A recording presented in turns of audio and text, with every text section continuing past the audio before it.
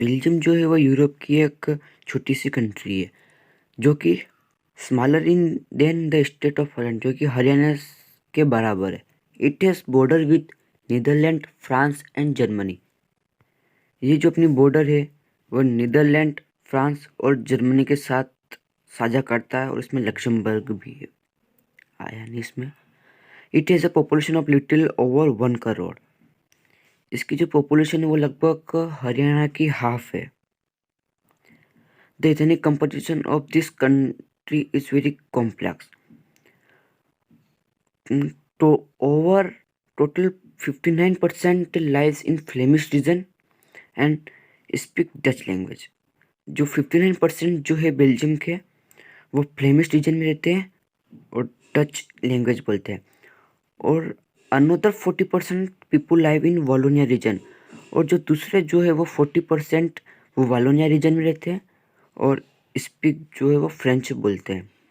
Remaining 1% of the Belgium speak German, और बाकी जो 1% बचा है रिमेनिंग वह जर्मन स्पीक बोलते हैं। In the capital city Brussel 80% people speak French while 20% are Dutch speaking. लेकिन ब्रसेल में 80% जो है वो फ्रेंच बोलते हैं और 20% जो है वो डच स्पीकिंग बोलते हैं। मतलब बेल्जियम जो है यूरोप की एक छोटी कंट्री है जो कि हरियाणा इसके बराबर है। यह अपनी बॉर्डर नीदरलैंड, फ्रांस, जर्मनी और लक्समबर्ग के साथ शेयर करती है। इसकी जो पॉपुलेशन है वो हरियाणा की हाफ है। 59% जो है वो फ्लेमिश रीजन में रहते हैं और डच लैंग्वेज बोलते हैं, और 40% जो है वो वालोनिया रीजन और स्पीक फ्रेंच बोलते हैं, और रिमेनिंग 1% पार्ट जो है वो जर्मन का बोलते हैं। लेकिन ब्रसेल में 80% जो है वो फ्रेंच बोलते हैं, French speaking people, and 20% Dutch speaking people. और जो माइनॉरिटी जो थी फ्रेंच पीपल की, वो बहुत ज़्यादा रिच एंड पावरफुल, मतलब बहुत ज़्यादा धनवान और शक्तिशाली थे। This was resented by the Dutch speaking community who got the benefit of economic development and education much later. इसीलिए जो डच स्पीकिंग और फ्रेंच स्पीकिंग कम्युनिटीज थी वो टेंशन में आ गई थी ड्यूरिंग द 1950 और 1960 में। कब आई थी टेंशन में? 1950 से 1960 में। The tension between the two communities were more acute in Brussels. Brussels presented a special problem. The Dutch-speaking people constitute a majority in country, but the minority in capital. इसका मतलब दोस्तों जो ब्रसेल था, मतलब इन a country Dutch जो है वो majority में थे, बट जो फ्रेंच थे वो माइनॉरिटी में थे। पर जो कैपिटल है बेल्जियम की, वहाँ पर उल्टा हो गया। डच स्पीकिंग पीपल जो थे वो माइनॉरिटी में थे, बट जो फ्रेंच थे वो मेजोरिटी में थे। मेजोरिटी में 80% ब्रसेल में थे और 20% डच स्पीकिंग वाले थे। इन दोनों कंट्रीज को कंपेयर करो, श्रीलंका और जो अपने बेल्जियम है इनको।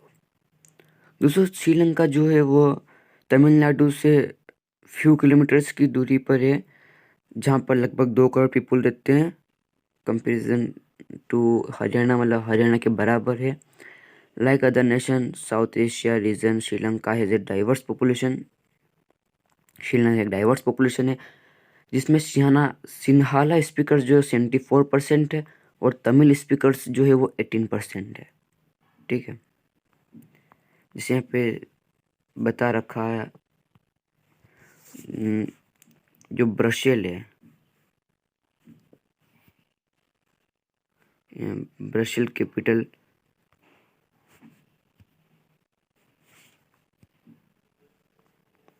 ये यहाँ पे देख सकते हो। ये बेल्जियम रह गया आपका,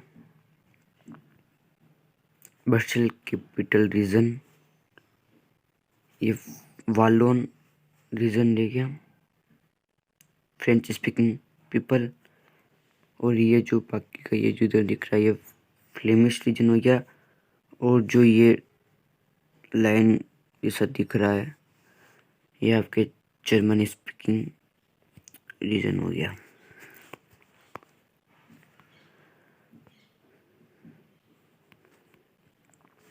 ठीक है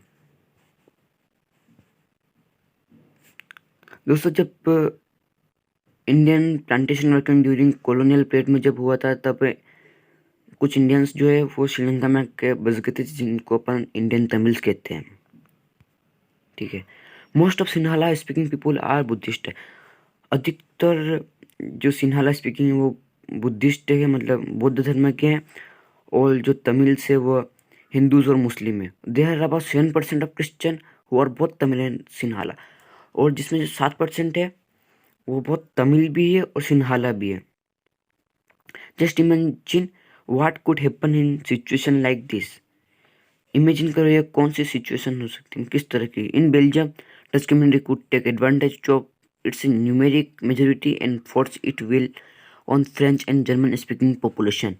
This would push the conflict among communities further.